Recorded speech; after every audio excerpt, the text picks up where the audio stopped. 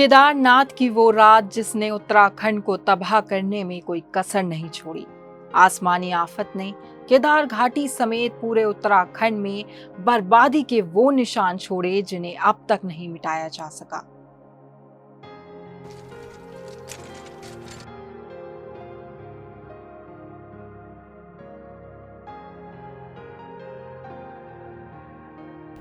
केदारनाथ धाम में 16 जून को आई भीषण आपदा के आज 10 साल पूरे हो गए हैं, लेकिन जिन्होंने आपदा में अपनों को खोया, उनके जख्म आज भी गहरे हैं।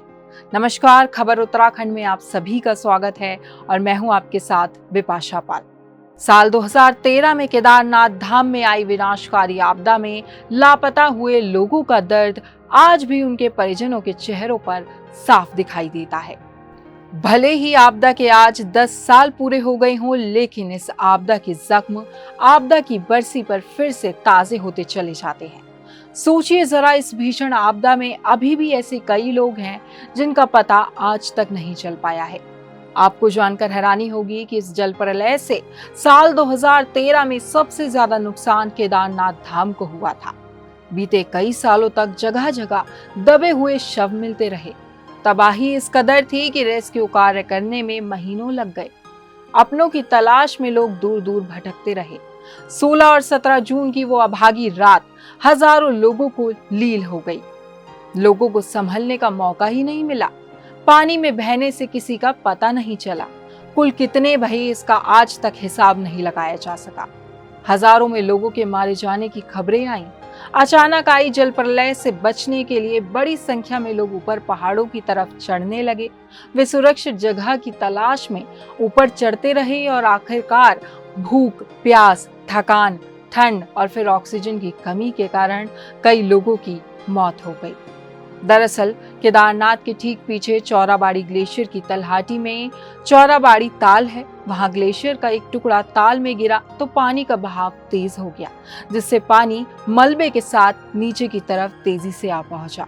केदारनाथ, रामबाड़ा और गौरीकुंड के ऊपर की पहाड़ियों में सैकड़ों लोगों के शव मिले और इन शवों के मिलने का सिलसिला बाद के 5 सालों तक चलता रहा। आपको जानकर ये भी हैरानी होगी कि आपदा के बाद अपनों की तलाश में रोज सैकड़ों की तादाद में लोग यहाँ पहुंचते और हाथों में फोटो और पोस्टर लेकर सड़क का कोई भी कोना लेकर बैठ जाते। उस वक्त तीर्थ नगरी की दीवारें मानो लापता लोगों के फोटो और पोस्टरों से पट गई थी। हर कोई इस उम्मीद में यहाँ पहुंचता कि शायद उसके अपनों की खबर कहीं ना कहीं से यहाँ तक तो पहुंच ही जाएगी। आइए जानते हैं आखिर ये भीषण आपदा का सिलसिला शुरू कैसे हुआ। 15 जून को उत्तराखंड में बारिश शुरू हुई। 16 जून की शाम को चौराबाड़ी ताल टूटने से मंदाकिनी में बाढ़ आने से केदारनाथ में मलबा भर गया। रामबाड़ा पूरी तरह से तहस नहस हो गया। 17 जून को सुबह एक बार फिर चौराबाड़ी ताल से पहले से ज्यादा पानी और मलबा आया। केदारनाथ पूरी तरह तबाह हो गया। पूरी मंदाकिनी घाटी में तबाही हुई। हजारों यात्री मारे गए। 18 जून को पहली बार केदारनाथ घाटी में तबाही की खबरें सामने आई। 19 जून राहत और बचाव के कार्य शुरू किए गए। आपको जानकर हैरानी होगी कि 2 दिनों तक दुनिया को ये जानकारी ही नहीं पहुंच पाई थी कि ये भीषण आपदा आई है। हालत ये थी कि केदारनाथ में आपदा के बाद सबसे पहले पहुंचे तत्कालीन कैबिनेट मंत्री हरक सिंह रावत को केदारनाथ धाम में अपना हेलीकॉप्टर लैंड कराने की जगह तक मिलना मुश्किल हो गया था। वर्ष 2013 से पहले जहां सीमित संख्या में तीर्थ यात्री केदारनाथ दर्शन को पहुंचते थे, वहीं अब केदारपुरी के संवरने के बाद ये संख्या लगातार बढ़ती जा रही है। आपदा में केदारनाथ पैदल मार्ग ध्वस्त हो गया था।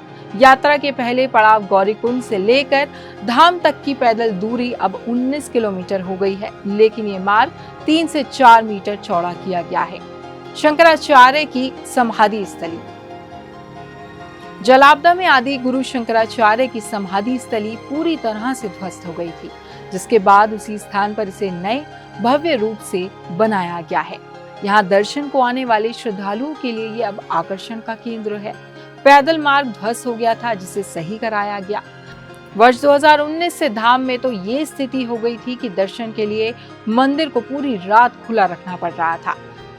कोरोना काल में जरूर तीर्थयात्रियों की संख्या सीमित रही हो, लेकिन लोगों की आस्था इतनी गहरी है कि वर्ष 2022 के बाद अब इस साल 2023 में भी तीर्थ यात्रियों का सैलाब उमड़ रहा है और प्रतिदिन 20,000 से अधिक तीर्थयात्री दर्शन को पहुंच रहे हैं।